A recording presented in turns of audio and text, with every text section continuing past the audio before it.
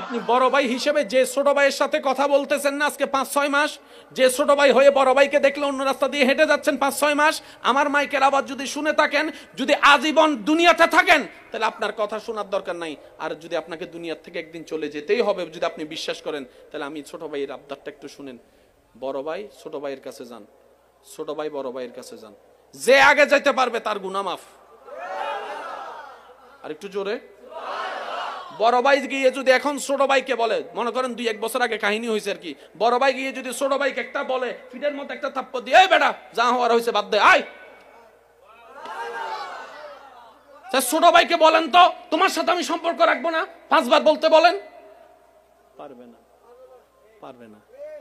ছোট ভাই এখন জানতো বড় ভাইয়ের কাছে, বড় ভাই যদি ঘুমে থাকে দরজা নক করেন, দরজা নক করেন, দরজা নক করে দরজা খোলার সাথে সাথে বড় ভাইরে জড়ায় ধরেন কোমরের মধ্যে, ভাই মারলো তোমার, কাটলো তোমার, হাজার হইলে তো ছোট ভাই, কি করবা, ভুল করছি আর কি, মাফ করে দাও না।